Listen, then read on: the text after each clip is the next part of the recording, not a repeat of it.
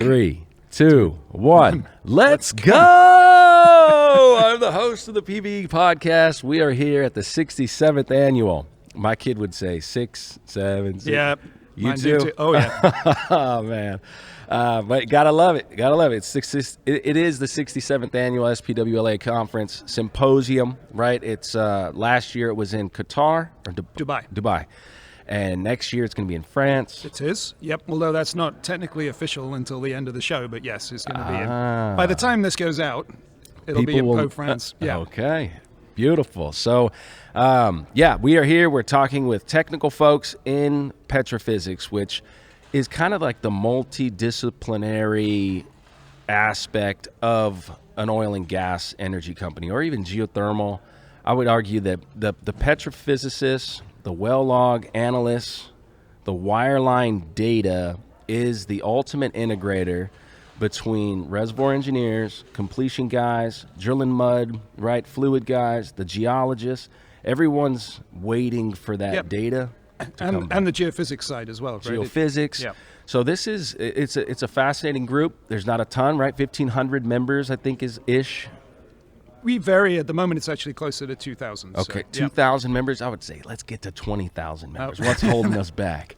No, I wish. Yeah, but it's been a really good experience for me to come in, see this event, watch these very highly technical operator service companies and students. Right, they're all just talking, and it's been a great event. I've really enjoyed this, and thank you for joining the show. Please introduce yourself. No problem. So my name is Matt Blyth. I don't know if you mentioned it, but I am now, as of yesterday, the President-Elect of the Society. So you've spoken to the current, thank you. You've spoken to the current president and some of the past presidents as well. Right. Yep. So I will be following along in their illustrious footsteps over the next 2 years. Yep. Wow. All right. Before we get into you becoming a president of this international organization that allows all these different disciplines to come together, commingle ideas, make discoveries together. I mean, the society is such a unique deal, and you're about to be the president of that. Before all that happens, let's rock it back. Where's the passion for geoscience coming from? Who taught you? How did this go? So actually, you interviewed Robin Slocum previously, right? So Robin and we're both from the UK originally. We both went to the same university as well. We both went to Cambridge. We were both engineers at Cambridge. Oh, no. I was a couple of years ahead of him, and in fact, never met him until we were together in Schlumberger. I'd always had a background interest in, like lots of kids, in rocks, minerals. I still collect fossils, but I never set out in life to end up in the oil and gas business and to be in geoscience. When I left high school in the UK, I wanted to go into aeronautical engineering and design airplanes, right? So I went to Cambridge, I did my bachelor's in engineering, and I ran into computational fluid dynamics, which is an important part of aeronautical engineering. And then I sort of thought, maybe this is not where I want to go.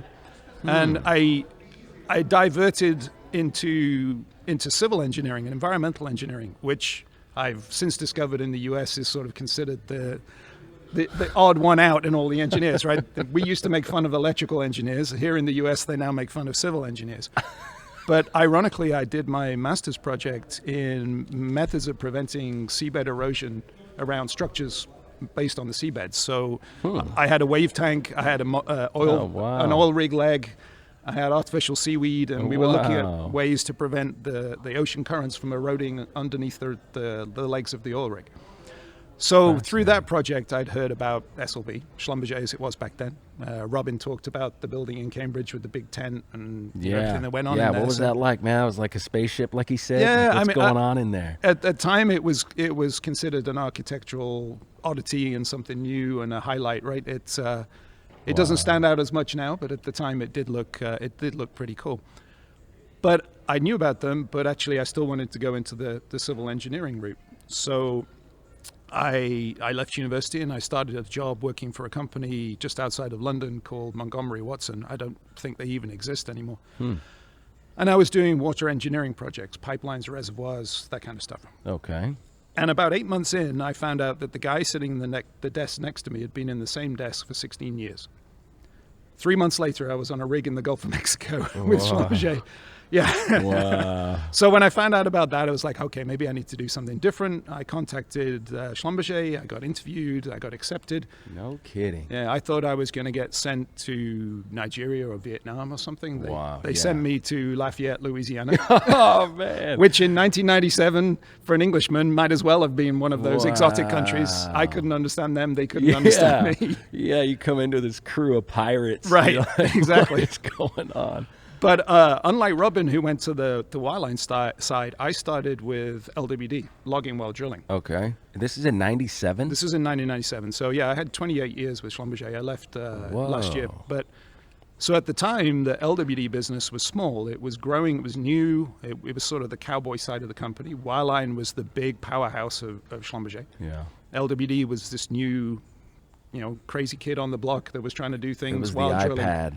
Yeah, basically. We were trying to do things while drilling that everybody else thought were impossible. Wow. And Robin had talked about the lifestyle then, working on the rigs, and yeah, it was a wild time. I was offshore for about 3 years, not continuously. But unlike the wireline side, where you come in and you do a job and you leave, we were on the drilling side, so we would stay. I would 30 or 40 days straight offshore was pretty normal, right? And then you come back in and you could get a call within that next night to go back out, or you could be around for a week or two.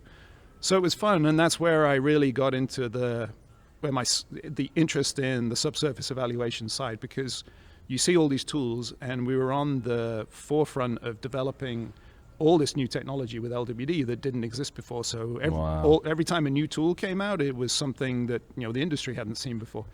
And so you start to see you can make all these amazing measurements. And if you ever see, you can imagine what a downhole drilling process is like. Right? Oh, it's crazy. Yeah. So, the tools don't even start measuring, shock and vibration is a big problem, obviously, while drilling.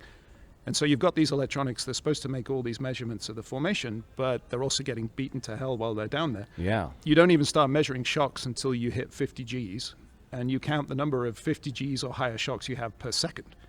A 50 G shock is like a car crash every second. Major car crash every second. Bit, bang, bang, bang, just That's chewing up that rock. The bit, and then the whole drilling assembly vibrating against the side of the borehole because of that, right? Yeah. Yeah. And then the electronics and the tools they have there can make the measurements, measure gamma ray, porosity, resistivity, acoustics, which is what I've been in for the last 14 years. In that environment was pretty amazing. And I stayed in there I started when it was the tiny part of Schlumberger, and by the time I left, it was the biggest part of Schlumberger, right? Bigger than Wireline, and now, you'd mentioned Wireline measurements, but if you look at the presentations around here, it's the higher percentage is LWD. Yeah. Man, it's a fascinating part that I just, when I hear LWD, it's like, okay, like a gamma ray or maybe resistivity you're going in, but you're saying all these other, you're doing acoustics. Yeah, acoustics, NMR, formation pressures, sampling, which you obviously don't do while drilling, you have to stop for. But there is pretty much, I'm trying to think if there's a single wireline measurement now that is impossible, that can't be done, or somebody hasn't tried to do it on LWD. Almost the whole suite is there.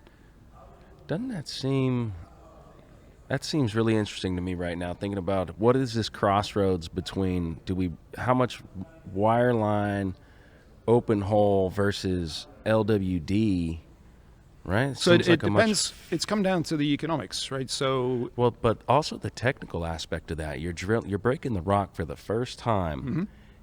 You have mud cake trying to keep that under control, but you're seeing that instantly from that very high pressure before the break to this drastic low pressure event that reservoir's feeling for the first time.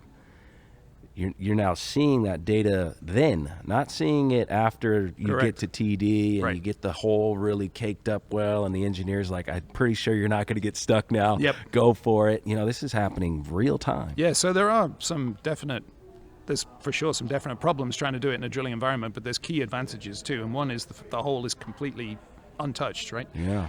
Wireline can come in 2 weeks after you've drilled a hole and the formation's been invaded, the fluids have changed, the mud cake's built up. Now, there is a whole 100-year history that accommodates all of those into the process. Sure. But LWD sees a much more virgin formation in most situations, and there's some measurements that LWD is actually the more accurate method to use. Wow. Is there an ongoing debate between like the best of the best wireliners and the best of the best LWDers? Oh, for sure. Well, for sure, but I think that debate has been settled now, that everybody's accepted that LWD is here to stay. It's not new anymore. It's the biggest part of the logging industry now. Wow. Yeah. Oh, for sure. Over the 28 years I had in Schlumberger, there was a constant fight between the wireline side and the drilling side. Wow. What a story, man. That would be such a fascinating story to get into and get some like historical facts, and like it was fun. Wow. Well, you should come to Poe next year because it's the 100-year anniversary of the first E-log. The first wireline log was 100 years ago. Man, everybody I talked to almost on this episode so far has been like, yeah, next year's in France. Like, what is going to happen? Very exciting. It's fascinating to see, and I think a good spirit of the industry is a snapshot of this event, because you see Halliburton, Schlumberger, Baker Hughes, they equally shared, the events, that go along with all these, and you're seeing that competition is not a problem. You have Monday, I have Tuesday. I mean, that's such a great, I think, reflection of this industry. After 100 years, the service companies are really. They're there and they're working together. I mean, we have an event where we get them together and we get operators together. Correct. And we create a circle and we force them all to talk over some beers. Yes, exactly. That's another unique aspect of this conference. But yes, for sure, I've been to lots of different events like SPE, AAPG, EAGE. This is unique, especially having that interaction between operators, service companies, and academia. Right. So having everybody in the same room, people doing presentations, people asking questions. There's unwritten rules about what you can and can't say in the questions. I mean, you can't stand up and say that does make sense. That's wrong. Yeah. But people will debate technical points, and there are other forums like the special interest groups, which is where people get into. Just really put the gloves on and let's get it. Yeah, still gentlemanly like, but yes, they get down. Intellectually, right? Intellectual jabs and hooks. Yeah, I got you. So yeah, there's a little bit of that. There's some good professional rivalry as well, but it's a great group of a community of people, and it's great to bounce ideas off people like that. Yeah, no, it's echoing through all the shows. It's just the technical aspect of what this is, and the integration part, like we talk about, but the camaraderie, this community of people that just get to do this over and over, and they share ideas, and when we get together, we enjoy each other's company for 5 straight days. Like what a unique, very cool thing. It is, and this is, like I said, I've been to other conferences that have technical aspects to them, but if you go to OTC, ICOTA, or some of the other ones, the technical side is I wouldn't say subservient to, but it's smaller compared with the exhibitor booth side, right? The stands, the shows, everything we have in the room behind us here. Whereas here, you notice when the presentations are on, the place is empty and everybody's in the presentations watching the presentations. This event, and I talked to somebody else that not a part of SPWLA, maybe he is, but anyway, he's like, I like the fact that this event felt like everyone got here and everyone has stayed together for basically 3 straight days, because it's all planned out. Here's where your lunch is, here's obviously your technical program, and then directly here's the Halliburton dinner. And it's phenomenal food and really cool, unique environment. Like, so it really, the whole group, small group, powerful group, but stayed together and just event after event, get together after get together. And I met so many new people. I think because of that. I think you're exactly right. This episode of the PBE podcast is brought to you by Upstream, the oil and gas LOS accounting service custom built for your company's needs. They are helping energy companies move faster, operate smarter, and stay ahead in a rapidly changing oil and gas landscape. Austin Williams, the founder of Upstream, has taken his 16 years of accounting experience in oil and gas to develop a passion project that helps hardworking operators make smarter decisions faster. Check them out and share this information with your accounting team, your ops team, your CEO, CFO, COO. Become a beta user as they are on track to launch later this year. Visit upstreamreporting.com to learn more. Let's take a quick break from the show for a sponsor spotlight. As an operator, you know that geomechanics play a massive role in the difference between a successful frac and a wasted stage. But are you still relying on uncalibrated models? The energy transition truly means moving from guesswork to precision, from generic outcome to optimized economics. Integrity In Situ delivers the world's most advanced geomechanical data set using their Insight tool, subsurface acquisition platform, and is the first and only company capable of physically measuring stress and strain at differential pressures over 12,000 psi without injecting a drop of fluid in both vertical and horizontal boreholes. Capture real-time physical calibrations for your closure pressure and stress magnitude when you need it and where you need it. Unlock your fracs potential and increase production with less effort. Visit integrityinsitu.com and catch our latest technical deep dive with them on PBE Podcasts. There are other conferences, but none of them have that same combination of a strong technical agenda through the whole 3 days. And we start at 8 o'clock in the morning and we go finish at 5 o'clock.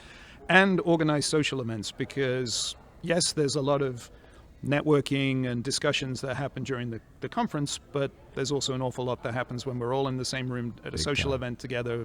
Big time. Yeah. Man. I was actually thinking you need to have a glass of wine or a beer on this table to help with the podcast as well. Yeah. I mean, because since they don't know what time it is, exactly, they go like, oh, maybe it was 8 o'clock. He got whiskey in his coffee. Okay.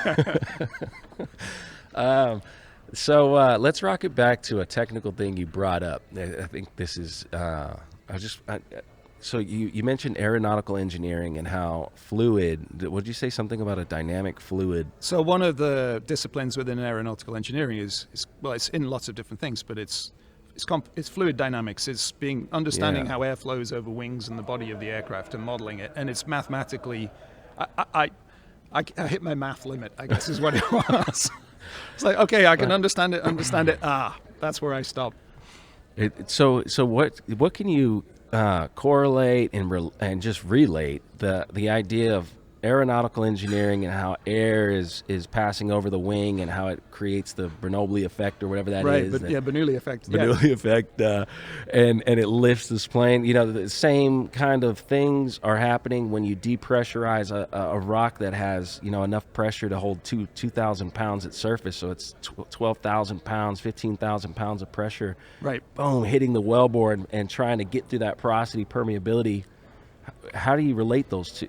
So there's a whole aspect of fluid flow modeling that probably uses exactly the same. I ended up drifting into a different area, but you could almost say it's related. I ended up in deep specialization in borehole acoustics. So the tools measure the speed of sound in the rock. Even more crazy when you think that you can do that, because what you're doing is making a noise and listening for it at a set of receivers, but you can do that in a drilling environment as well. Thankfully, the frequencies of the noises are different enough that you can be separated. Whoa. But it's sort of, I guess you could make that connection. Acoustics is a component in aeronautical as well. Wow. I think honestly more it was just, even though I am now the President-Elect, if somebody asked me, I would say I'm more on the well log analyst side than the Petrophysics side, having been in the service company, more on the tool design. I love the technology involved with building these extremely highly technical, rugged devices that can exist downhole in a drilling environment at 20,000 psi and more of pressure. And then looking at what they measure and then understanding what's going on in the formations you're drilling. It's just a huge, if you like solving problems, it's a giant problem solving. Right? Looking for patterns. And if you understand the basics, the theory behind it and what should happen and what should not happen, then you can apply that knowledge to looking at the data from any formation and you can start to eliminate, okay, that's not what's doing, that's not what it is, maybe it was this, let's go look at there. And that aspect in working with customers on problem solving is really addictive, actually. So I'm more of a technology guy, but than a conventional petrophysicist. But for sure, it's an equally important part of the whole process, right? Wow. Without the measurements, there wouldn't be the discipline. Yep. Without the measurements, there wouldn't be the discipline. Golly. And even with the measurements and the way it's just happened, it's like there's so much more to be understood, don't you think? There's absolutely. So much more it's a never-ending problem. Yeah, and there's problems presented here. This is the 67th conference, right? So 67 years, and there's still problems being presented here that haven't been solved. So, man. Yeah. As President-Elect, what's your responsibility for the organization this year? but also what's your philosophy on like what are you really paying attention to? What are the things you're wanting to make an impact on as president? So actually, I just came off the role of being VP Education. So I was involved with all the educational aspects of the society. The conventional role of President-Elect is to look after the special interest groups and to learn and assist the president so that when you step up to president, you're not completely green and you can just slide right into it and keep going, right? Got it. But for me, for sure, the special interest groups have been a giant part of maintaining the knowledge. But through VP Education, I've seen over the last couple of years a huge growth in student activities from areas like Latin America, Asia. We're seeing growth even in Africa as well. And those students are really keen, but they're entering an environment that is very different from when I graduated in 1997. So we're looking at introducing a lot more programs for the students. The new VP of Education, I think you just interviewed Clara along with Javier, right? So she's going to do an outstanding job in continuing these programs. She's already been working on student mini symposiums and student activities, which I think is something we definitely should continue. I actually even want to introduce a more lighthearted student competition. Let's see if it actually happens. But the SEG has a challenge bowl. Oh man, I've competed in it. You were the SEG challenge bowl? Yep. Okay, I want to make the Petrophysics challenge bowl. Oh man. So if you come to Po next year, I'm going to throw you in the middle of it, and you can. You got to hire Peter Duncan on that one. He does such Peter a good job at like how you answer and how that I can't imagine building a game show host equipment like he did. Well, that's funny because I actually was the VP, one of the VPs of the Geophysical Society of Houston when Peter was the president. Okay. So that's exactly who I learned it all from. Okay. And he is the the game show host for yeah. Yeah. See, we did great when it was like fundamental geology stuff, like the kind of the foundational stuff. But man, at SEG, does that competition get into the science and the details of the mathematics of geophysics, and me and my partner just went, we're guessing at this point. We are guessing at this point. But we hung in there. We made it to the final round, but man, that stuff gets very tricky. Very tricky. If you're not doing those calculations all the time and thinking about all you're just... Anyway, I love that. Let's definitely do that. And then to be a high-end petrophysical look at it, so you get your fundamentals and kind of different things, and then you dive into some serious technical. So it's going to be difficult to squeeze into the agenda of the symposium because we've got so much, but I think it'll be a fun event, and especially if we get the attendees to compete alongside the students like you did. No, that's awesome. Yeah, it would be kind of a fun, again, to bring the community together and also help those students be more visible as well. Yep. I wonder where you're going to get the data from. That's always a question, right? Where do you get the data and information? I think it's a good question. I don't know the answer to it yet, but I think if I went out to the community and said, hey, this is what we're going to do, you got any questions? And I think we'd probably get a good input. Yeah. I think that's easy, keeps everybody engaged. Yep. Fascinating stuff, man. I'm so thankful that the SPWLA has evolved into this very active board that you guys are, and you're just you're in it, in the weeds, but you're also seeing the bigger connections and the bigger things about this event and about these societies that we need to keep going. For sure, and it needs to be emphasized that almost everybody on the SPWLA is a volunteer as well, right? So we only have 2 full-time actual employees of the SPWLA, and they're Sharon and Stephanie, who run everything in the background. Oh, they're awesome. Grab you by the ear kind of ladies. Yes, exactly. Without them, we'd be lost. But all the main board positions are volunteers, so this is people in the industry giving up their time because this means something to them. Yeah. Well, that's great. It's great to hear what you have planned, and you get to watch now Javier do the year. So, any idea where your annual convention is going to be yet for 2029? So it would be 2028. I don't know. We have some ideas. I mean, there's some obvious candidates, but we've traditionally had a system where we went international 1 year, back to the US, international, back to the US. We may look at changing that now because it's more difficult actually in the US to hold the event because the number of chapters in the US has changed. We used to have really strong chapters all across the U.S., but there's been a bit of a consolidation in the market to Houston, and maybe we don't want it in Houston every single year. We actually, I'm sure it's been discussed in the other people you interviewed too. The World Cup has messed us up this year as well. Yeah. We were not intending to be in Houston originally, but with all the hotels being block booked for May and June for the World Cup, we ended up coming back here. So I honestly don't know for 2028. We're going to sit with Javier and talk about what we want to do for that one. Nice. But, yeah. Are you headquartered here in the States? Or are you? I do, yes. I have both citizenships now. I've been here in the States for over 20 years. So yep. Okay. Houston? Yep. Nice. I live just on the outside of Houston and Fulshire. Yeah. Okay. Nice. Man, talked about your history. I had no idea this Wireline versus LWD. I like how you tied it to the. I just had it on the tip of my tongue. It's like the outbreak sessions or whatever. What do you call the technical sessions or the workshops or the? No, where the kind of you allow people to do a little bit. Oh, the more special interest groups. Special interest groups. Yes. I like how you made me think that's. That needs to be, I think, better understood for me, is that's where you have a special interest group. If you can really read into what are we talking about, what are we really diving into, and this allows opportunities for new ideas, different ideas, maybe some debating to happen. Like, that's a fascinating kind of different place to be instead of a technical talk, watching 20-minute presentation. Right, you're in a much more engaging environment, it sounds like. Yeah, so the special interest groups do their own events as well, their own mini events.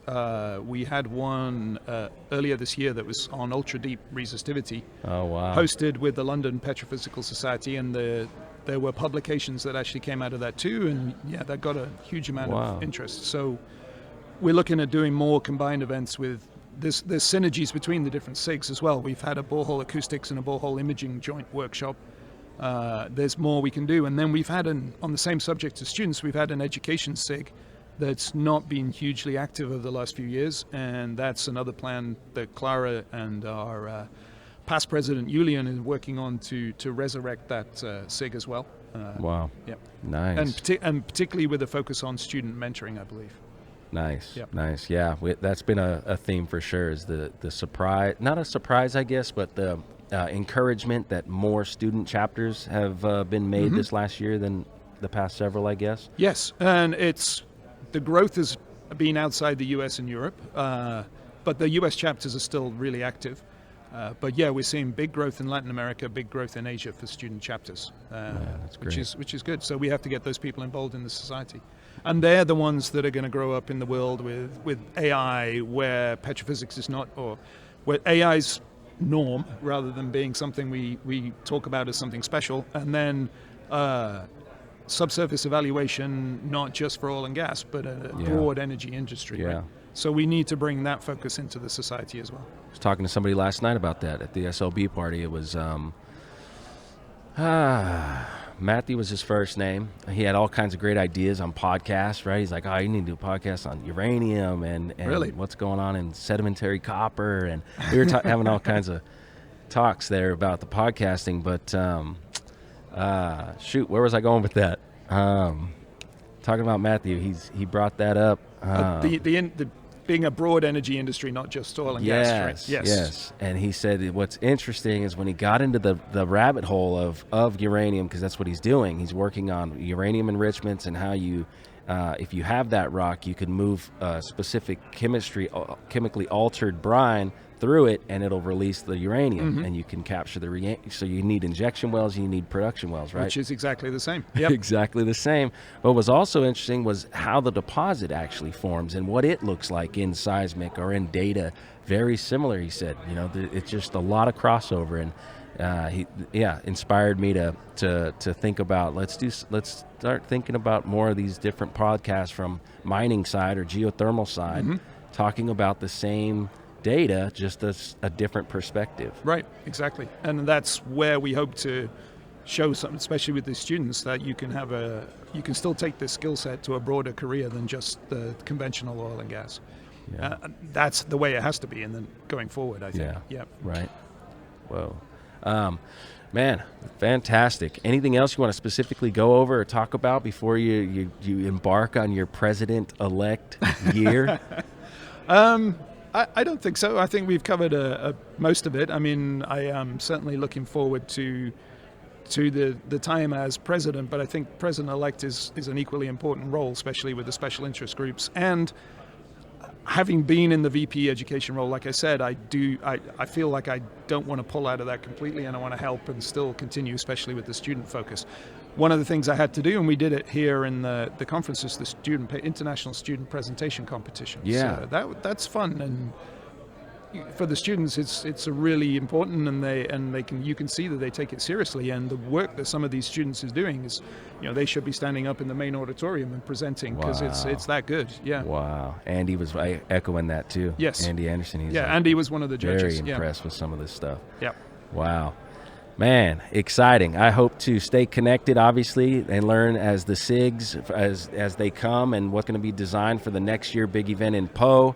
What are those going to be about? I'd love to just stay in contact with you through this journey, because you're going to be on the front lines of getting it. You're going to hear the debates or the questions and the designing of it at these monthly meetings. You guys getting together every month for this? We will, as it will be monthly as we get closer. Initially, I think it's going to be bi-monthly, but so now every month you're getting these main points, but then all the days in between, things are shuffling and changing, and then you catch up again.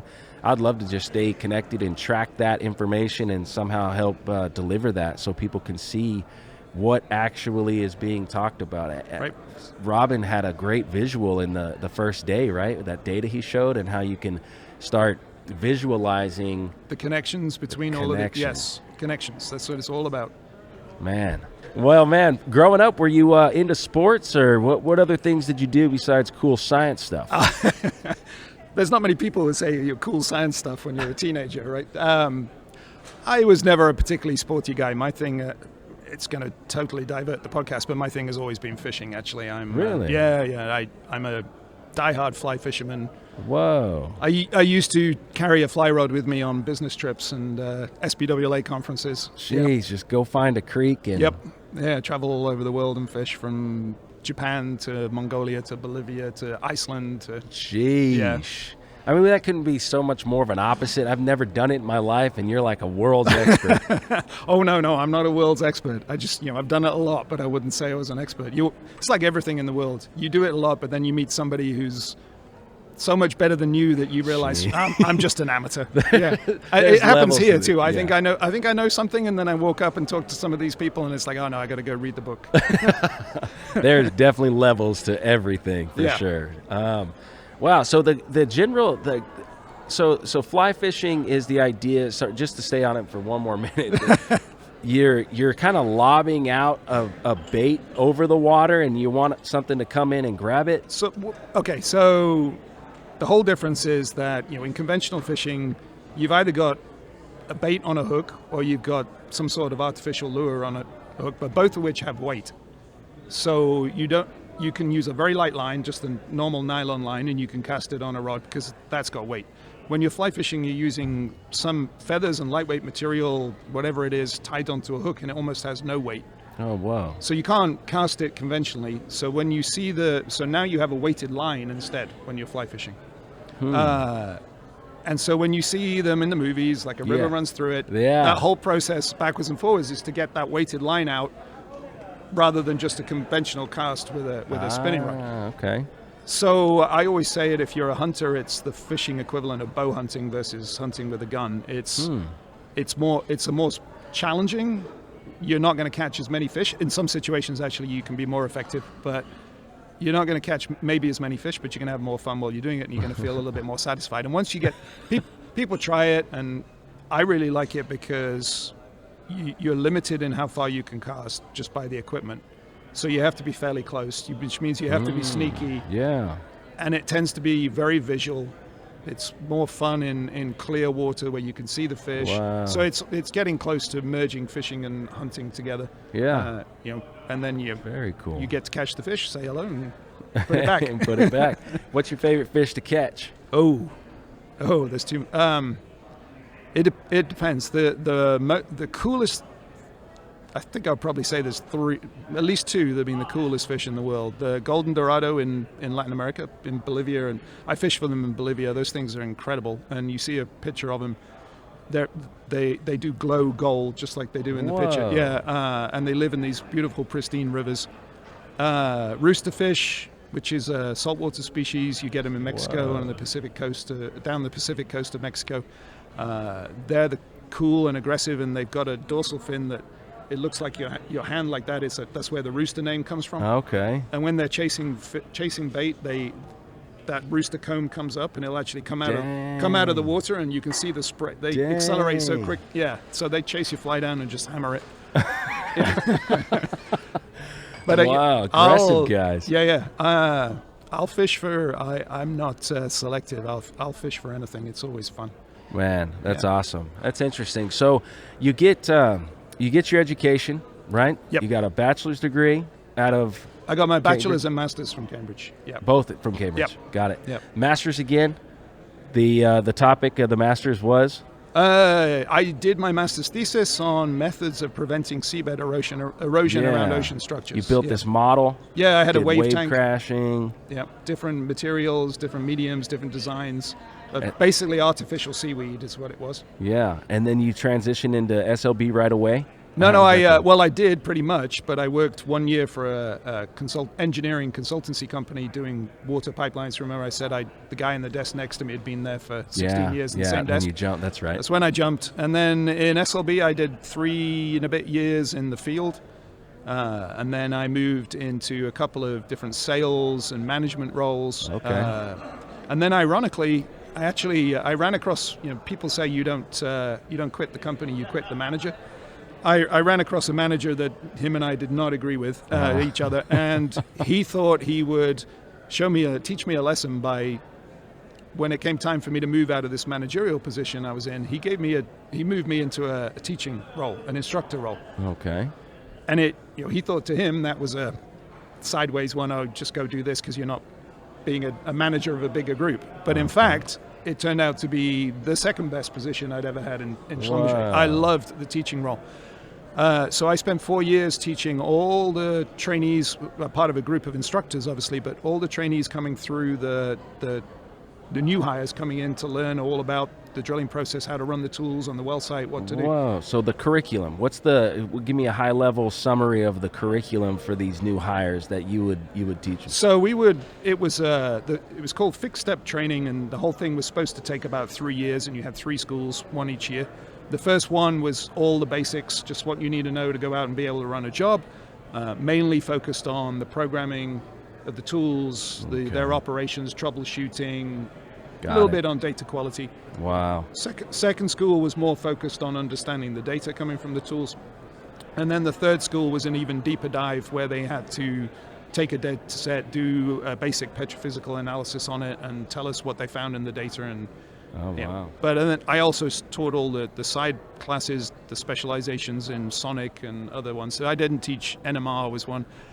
It's funny, but it's a diversion. Like sonic and NMR are 2 very deep rabbit holes that you can go down. Yeah. And people don't go. You go in one or the other, or you stay away from both. But sonic is a bunch of wiggly lines, and NMR is a bunch of wiggly lines, and we don't cross between each other because it makes no sense to me over there on the NMR side, and they don't talk about the acoustic side. But so I was doing that, and I worked. That was from 2004 to 2009. So when the oil industry was growing right up until right after the crash, right? So I worked out that over those 4 years I taught 1,000 butts on seats, not individual people, because some came back for 3 classes, but 1,000 seats is what I taught over that time. Yeah, man, and that experience, getting down into the nitty gritty and having all these different questions, all these different experiences, right? Like, what was a big? I mean, it was obviously very rewarding for you, like you said. Yeah, it was. I think, there's the expression that there's the one way to learn something is have to teach it. Sure. Right. So it made me learn a lot, and I loved the fact that I would go and do a presentation, and I thought, I know how to do this. I know all the answers. And then there was always somebody who would ask a question you'd never heard before. Dang. And then you'd have to go, okay. and go back and change the slides again and then pull that one in, and I've answered that question, and then you know, a month later somebody asks another question that you never even thought of. So it was definitely a learning experience. But it was that got me into, I made contact with two people, Andy Hawthorne, who's here at the conference with Baker right now. He was with SLB at the time. Okay. And then Jeff Alford, who's since retired, both of which were borehole acoustics specialist people. And they said, you know, Matt, why don't you come across? And SLB has a role called domain champion. I don't know if anybody's discussed it while you've been talking to them, but it's sort of, you're inside the sales organization, but your role is technical sales. So you don't have to talk to customers about prices. You talk about what their technology needs are, what problems they're trying to solve, and you try and make recommendations based on that. So I went into that role as a, for the Gulf of Mexico at the time, for borehole acoustics. And then about 5 years after that, my boss, who was the domain head for the whole world in that domain, retired, and as he was walking out the door, he said, "Oh, give it to Matt." So, dang. Yeah. So I got pulled up, and I was doing to that, and that was also a very rapid learning curve. But I now, you know, I know all the people here who are in that same field, the kind of customer side and the service company side, and you know, we see the same faces every year. But yeah, that's what I was doing for the last since 2014 up until last year. Yeah. Whoa. Yeah. The domain side of things. The domain side, yeah. Borehole imaging. Borehole acoustics. Borehole acoustics. Yes. So that's it has to do with not just borehole acoustics while drilling. Is this a logging while drilling? So this was while drilling, but obviously we talked, the Wireline guys doing the same thing, and us were part of the same group. We swapped a lot of ideas on technology, especially software, that would go backwards and forwards. But yeah, borehole acoustics. And it's basically measuring the speed of sound of rock. There's two very basic things that you measure, which is the compressional velocity of the rock and the shear velocity of the rock. But from those two things, it connects to almost everything, because on the geophysics side, when you shoot seismic, you fire the guns and you listen for the echo coming back and you measure it all in time. To convert all that information to depth, you have to know the velocity of the rocks. Right. So you make assumptions, and you can extract velocity information out of the waveforms, but until you go down and measure it, you don't know exactly what it is. So it ties to the seismic side.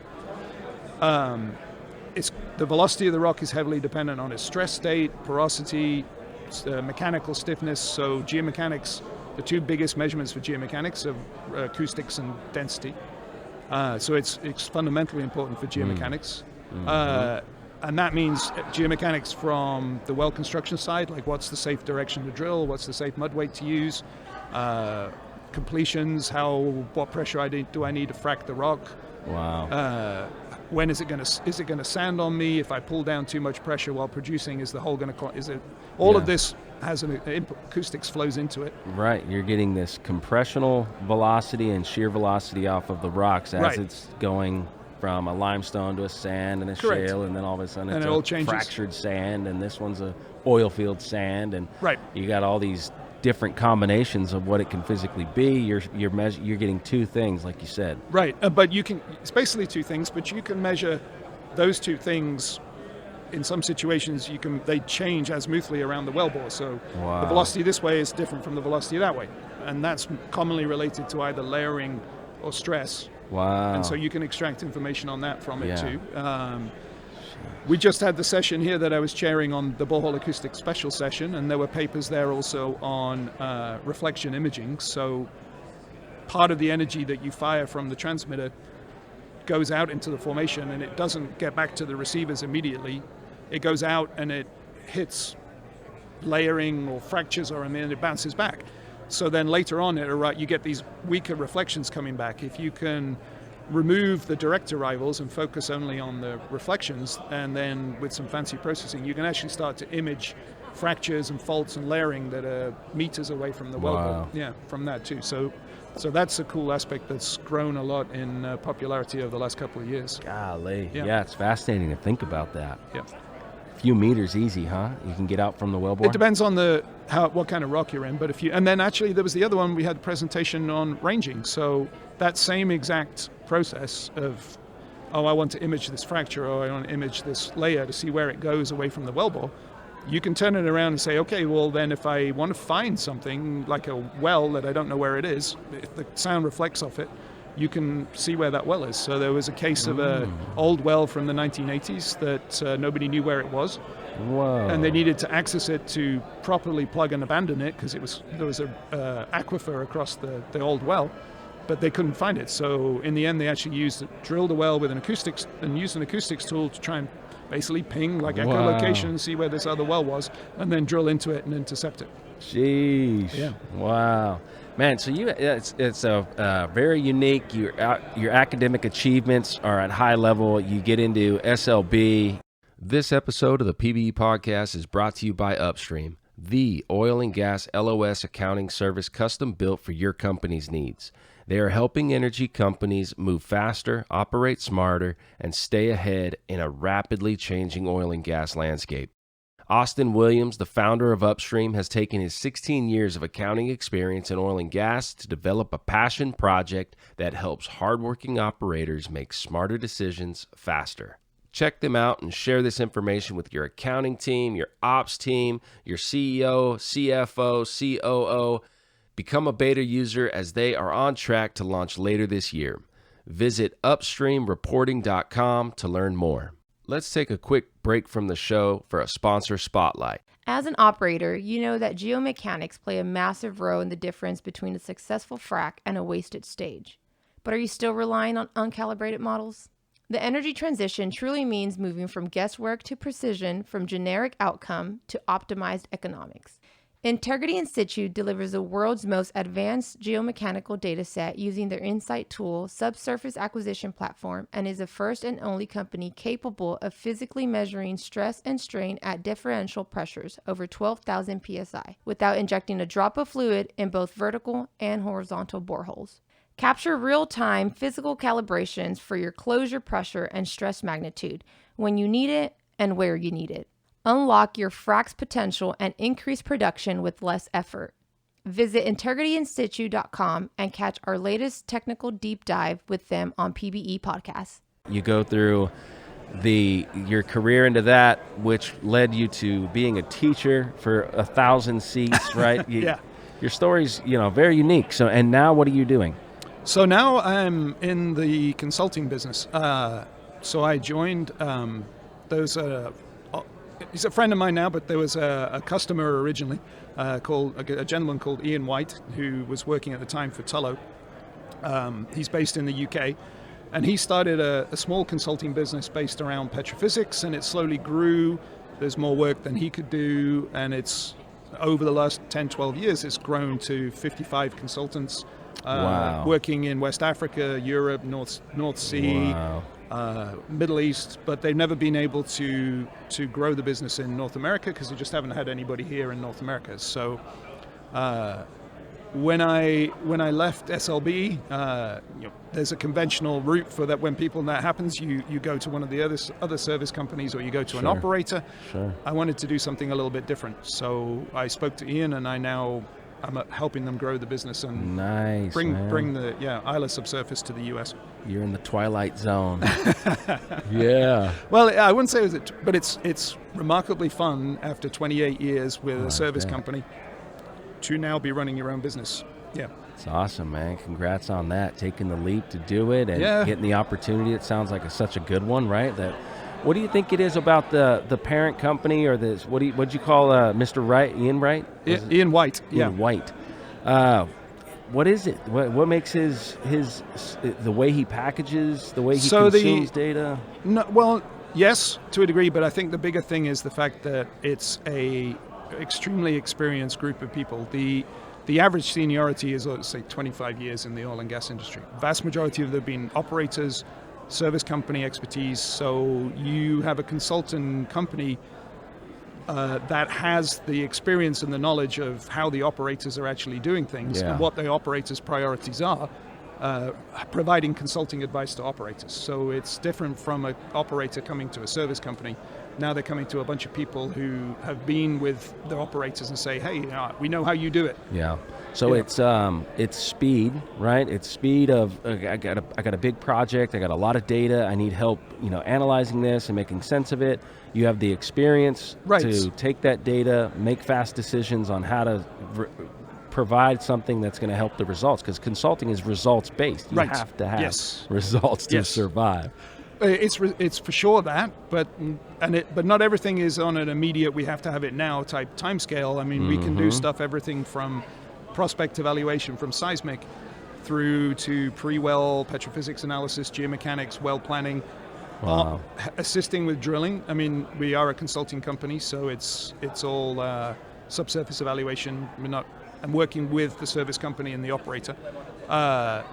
All the way through to end of well studies, and then one aspect that we'll get into is P&A, which is something actually that connects back to what we talked about in the beginning.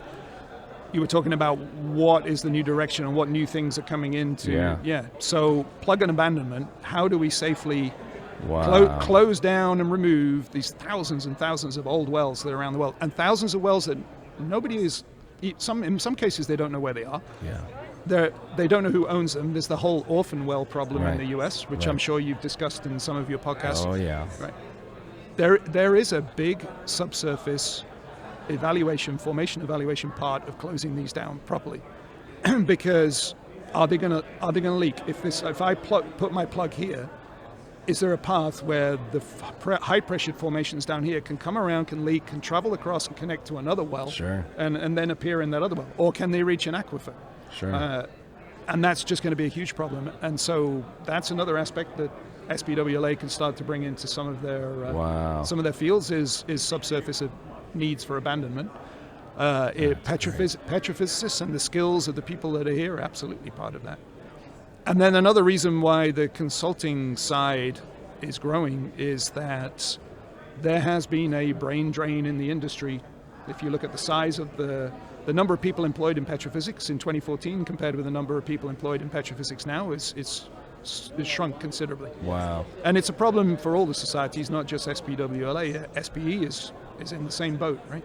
So the amount of people, when we talk about, everybody's got seniority of 25 years, it also means that there's a lot of people who are getting ready to exit out of the oil and gas industry. So there is for sure an issue with experience and knowledge, keeping that around. So operators will have needs where they need to access knowledge that they may not have inside their own organization anymore. And that's a role for consultants for sure. Right. You have a Rolodex. Rolodex of you need help on borehole imaging or borehole acoustics. I'm not quite that old, but I do have that. It's a Rolodex, but I have get right to it. I'm certainly. It's not the latest. I don't know what. I wouldn't even know what was the latest way of managing those contacts. But I have. Yeah. It's not on paper. It is electronic, but it's probably pretty antiquated. Excel spreadsheets or something. Man, that's pretty exciting. So you've been doing this now for a year. I've been doing this for a year. Yeah, so it's still brand new at the moment. Yep. And you're operating out of Houston. So when you get deals and people are coming to you saying, "Hey, I got this old field. We're fixing old wells that are good, but we have to plug and abandon 15 other ones, and we're starting up a new injection." You got this project on your lap. That's all happening right here in Houston. You just take that data from around the world and. So that particular aspect, the P&A stuff, at the moment it is much more prominent in the North Sea, just because there is a more stringent regulatory oversight for the North Sea, and there's liability that the governments have taken on as well. So there is pressure from there to get this done. Right. So that work is really more prominent in the North Sea, but the same exact analysis and the same workflows have to be applicable to wells here in the Gulf, and so we are looking at how we can bring that knowledge to the Gulf. Yeah, it's just a question of understanding what is a very different market for P&A here compared with the North Sea. Interesting. Yeah, less stringent then is. Oh no, I wouldn't. I wouldn't say less stringent, but it's less regulated in the sense that it's being done by individual companies with the regulatory oversight, but there isn't, in the North Sea, there's almost a group consortium of operators around what tools do we need and how do we fix this problem, whereas here in the Gulf it tends to be more, we're doing it this way, we're doing it this way, this is how we do it, this is how, But, and then if it's all falling under the regulations for the Gulf because everybody has to follow those, but I don't think it's being done in the same like group focused manner. Yeah, that makes sense. Yeah, the Norwegians, man, that's interesting place to do that. Yep. They're super smart folks, and what an issue, Then industry has done a pretty good job. It seems like we have this plugging problem, but we also have maybe some new potential because of all these new technologies and things. So now we can evaluate old fields in new ways. Oh, for sure, and that's very much true in Norway because getting a permit for a new well in the North Sea is much harder. But so they're taking a lot of new production from workovers on old wells. Dang. Yeah, but not only that, repurposing of old wells. Right, there's been CCS discussions here as well. That one is still big on using old wells to re-inject the CO2 sequestration. Yep. Makes sense, right? If there was a big gas deposit there, that'd be a great place to go back in and start filling it up. But then if you go to the technical side, that introduces some problems that you may be not so familiar with if you're injecting other materials just for enhanced oil recovery. If you're talking about injecting supercritical CO2, you've got to maintain the right pressure. If you frack the rock, if you inject too fast and you accidentally frack the rock, you increase the volume, so you drop the temperature and everything freezes up on you, changes state and freezes up on you. And actually, again, this is a bit of a nerd out, but I went to one of the geomechanics conferences a couple of years back where they were looking at alternative applications of geomechanics, and they were talking about hydrogen storage in old mines and old caverns. And again, the same problem is there. You pump all this hydrogen in and you store it under pressure down there, but if you put too much pressure, you frack the rock and everything, the volume changes and the temperature drops and it could freeze. You could have hydrogen snow inside some of these old mines. Yeah. So it's, again, really interesting. Wow. Fluids at supercritical conditions, going subcritical, supercritical, it's a fascinating part of science right there, man. Right, and it introduces, for the rock mechanics people, it introduces the fact they have to consider temperature, which has not been that big a concern in, if you're injecting water or whatever at similar temperature ranges, you're not injecting a supercritical gas, right, which is significant temperature difference. Yeah. Man, and how do you see, what's your take on some of the industries then over the next year as you get through President-Elect into President? You got 2 years. Are we going to see strong numbers for WTI and gas prices for these 2 years? If I knew that, I would be on the investing side, I think.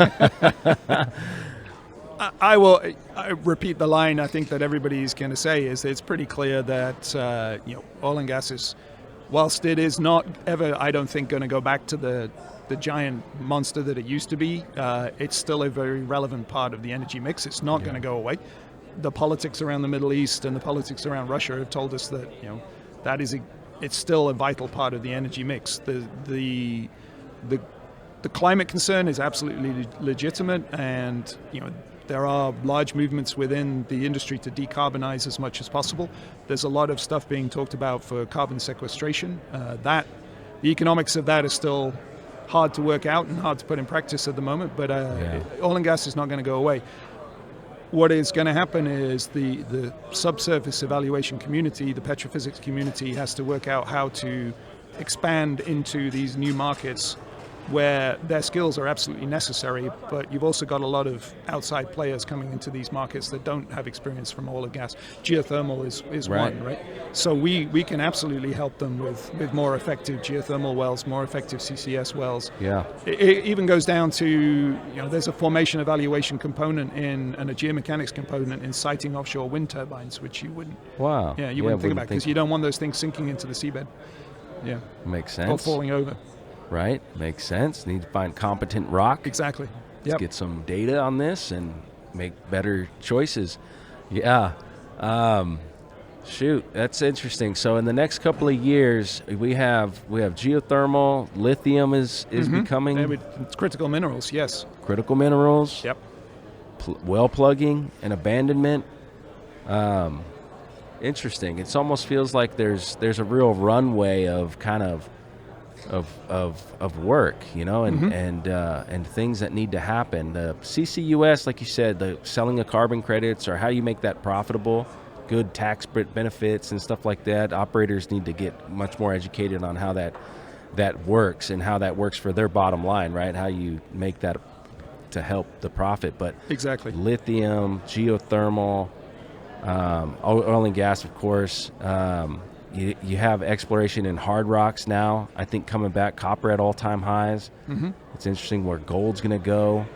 So we had in the student paper competition, the majority of the papers were non-oil and gas related. Lithium CCS, were No dominating. kidding. Hydrogen. And hydrogen. Yep.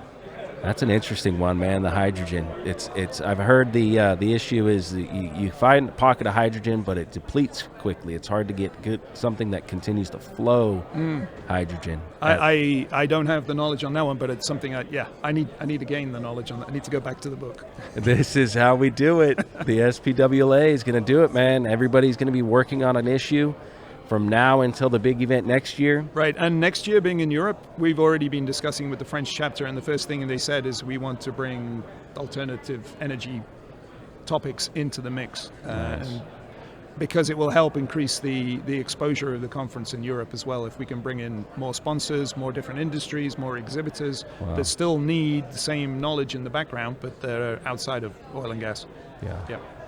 Man, I like it. The vision is there. The platform's here, right? We can continue to work on developing what's really working, what's not, what we learn from the things that, because it's just as important to find out what doesn't work and than it is to find out what does. You know, it's just all part of it. And SPWLA is such a cool integrating thing. And I'm learning more and more of that connection being here, that, man, it's the ultimate integrator between everyone trying to figure out similar stuff, right? You're helping them no matter what it is, oil and gas, geothermal, lithium.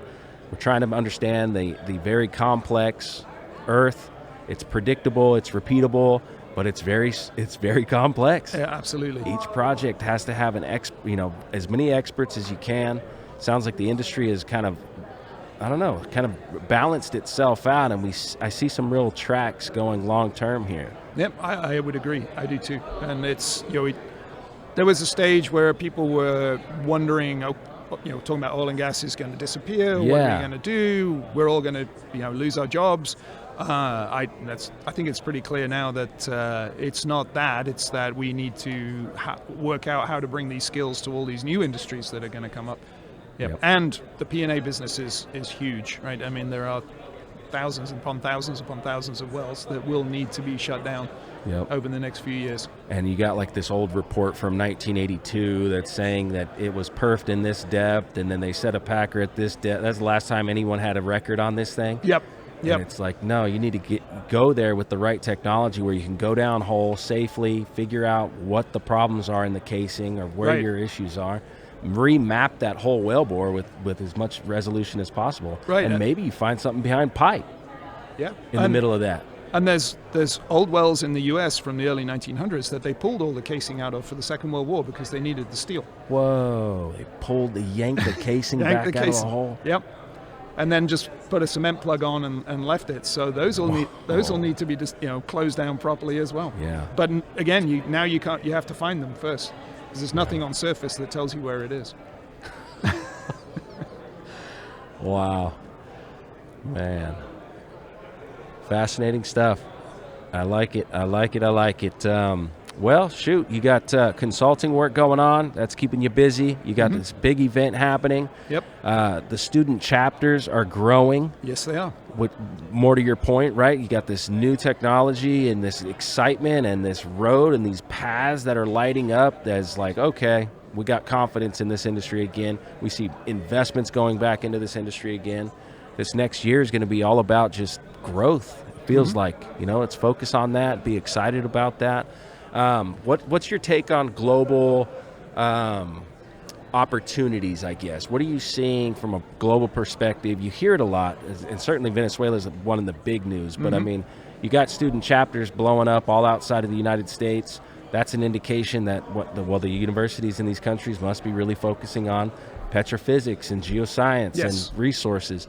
So what's your take on global resource exploration or global geosciences? Global, that's a big weighty question. If we look at the student chapters, I think they're already at the forefront of finding out how to reuse these skills in different businesses, different applications. You can see that from the student paper competition, right? They're putting in abstracts on lithium and hydrogen and CCS. Wow. And they're part of the same petrophysics group at the university. I think they're ahead of a lot of us sitting here who've been doing the oil and gas business for 28 years, right? They're already well ahead of looking at that. In terms of geographies, unfortunately, politics plays a huge role in that, right? The Middle East is in a bit of a flux at the moment, but a lot of those alternative energy papers we see come from Saudi, from the Middle East, from the students in Saudi. And yes, the geoscience education is still really strong in the Far East. It's growing in Africa for sure. Energy independence is also going to be more important. I think we'll see more exploration coming back. Exploration is kind of frozen, right? Yeah. But there's going to need to be some degree of exploration if people are going to be less dependent on what happens in a country 2,000 miles away for your energy supply, especially Europe, right? Europe is seeing that. Yeah. So there's going to need to be both exploration for oil and gas and investment in alternative energy. Yeah. Yeah. Yep, and each one has its own unique local issues that are going to work against you or work with you. And just, being educated, having events like this where you can come in all languages. That was one of the things I definitely noticed was like, wow, there's at least like clearly 4 to 5 solidly like totally different languages. Not kind of like French and like Spanish, like no, totally different languages going on here. Yes, there is for sure. It's always been and that goes back to SLB when, one of the things I loved about SLB was that I worked with people from 100 different countries. Wow. Yeah, at one point I think I was working in Houston, but in my group there wasn't a single American in the group, right? It was a mix of people from everywhere, and it becomes the norm to the point where you go to a company and you don't see that mix, and it stands out like wow. But here you can see it's extremely international. This is just like what it is in SLB, right? There's people from all over the world, people with different opinions, people with different business needs, people with experience in different areas, completely different areas to you. So that's one of the things that's valuable about the SPWLA for sure.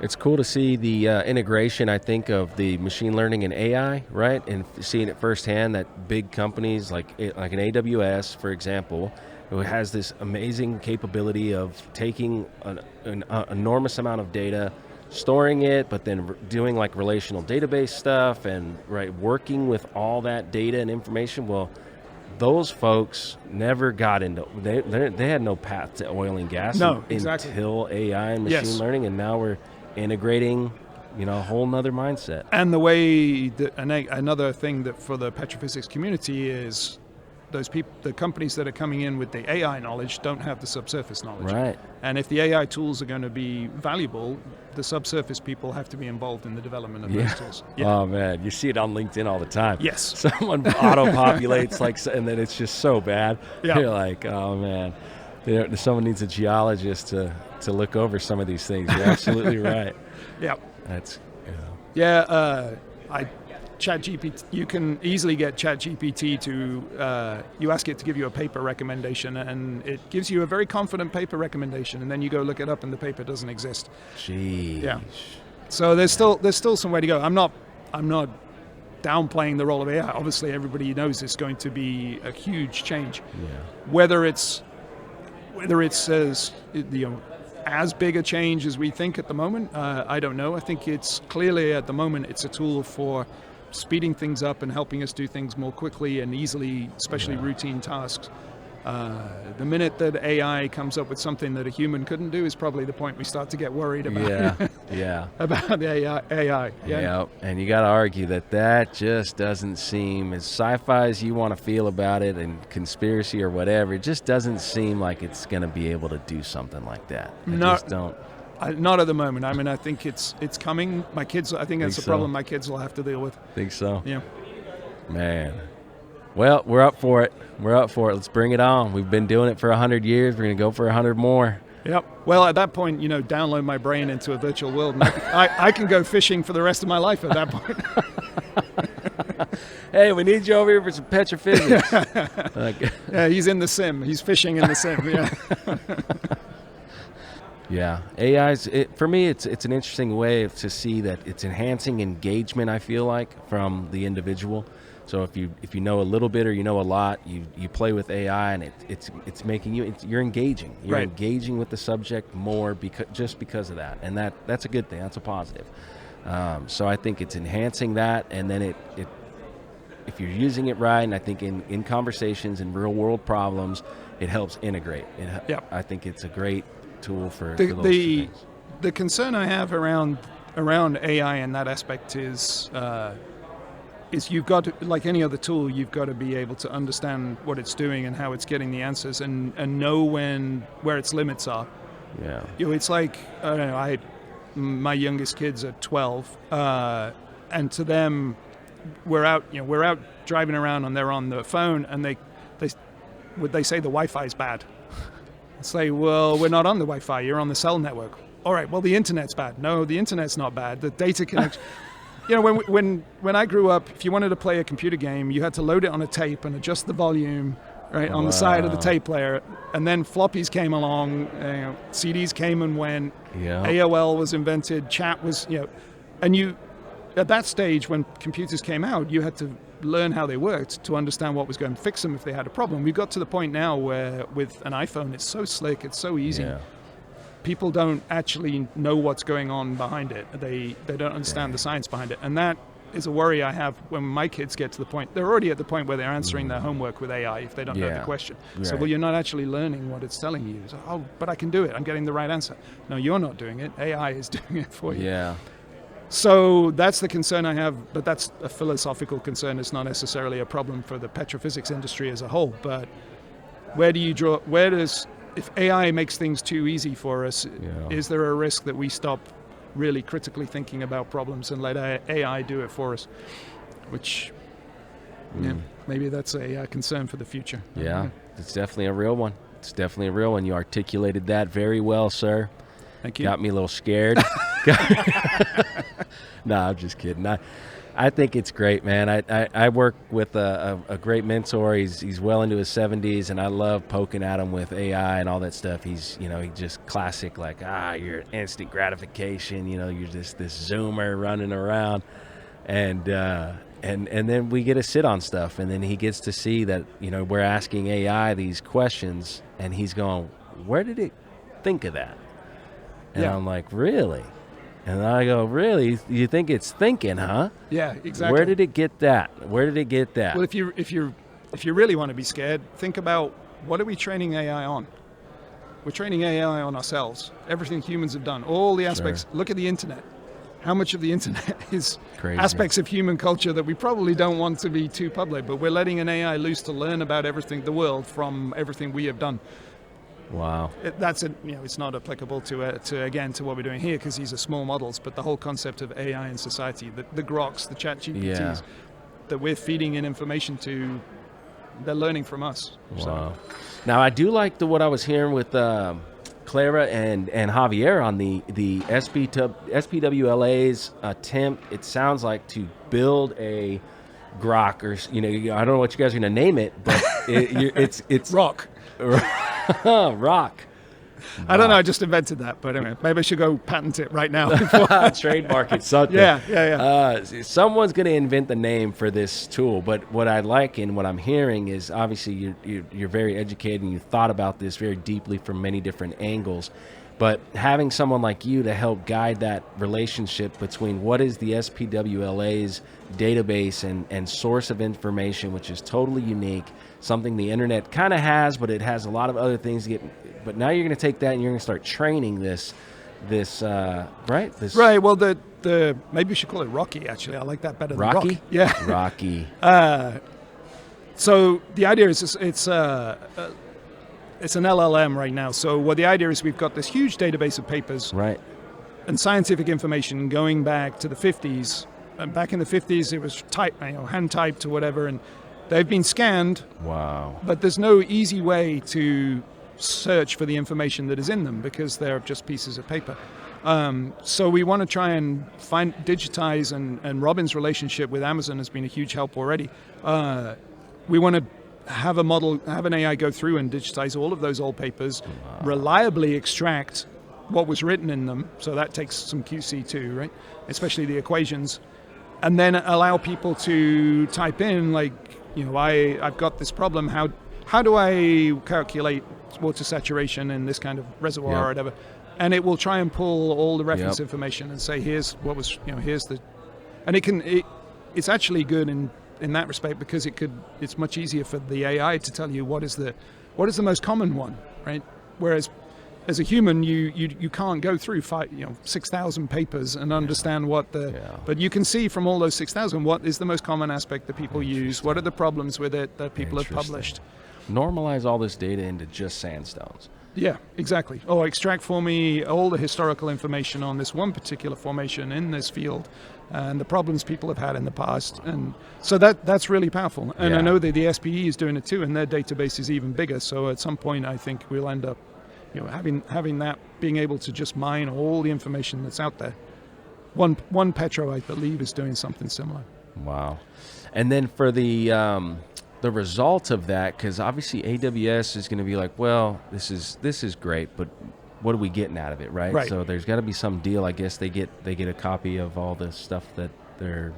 I don't know. We'd have to talk to Robin about that one, but I would assume that they the tools that we would need to do that, they get their share through that. Yeah, which then it's maybe that is something that they'd actually really be interested in, but bottom line is the members, the society is now going to deliver and make accessible the 68 years or whatever that is, from 58, 59, something like that. I mean, you're making that accessible for everybody, then okay, membership, in order to do that, membership's $600 a year, right? Like, because now you get, it's $100 a year, but but with this, you can say, no, it was $100 a year when we all got together, right, and we had these static events where you got to learn from whatever you were capable of learning from for those 3 days. Now we're making everything over those 3 days accessible for you. That's different. It is different, and I don't know if we're going to, I don't want to panic everybody that we're going to raise the membership to $600 a year. But I think it's more of the fact that, why would you want to be a member of the SPWLA? Justifying to people why you should pay. Right. But because again, things have changed a bit in the industry, and now you operators they're told you can have one membership, society membership.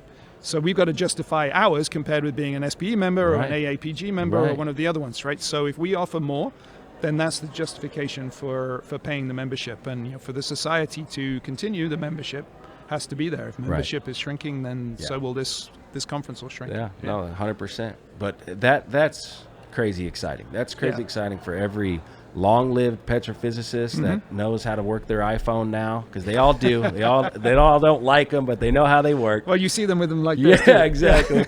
And then you got the new generation coming in, and everyone's getting access to Rocky.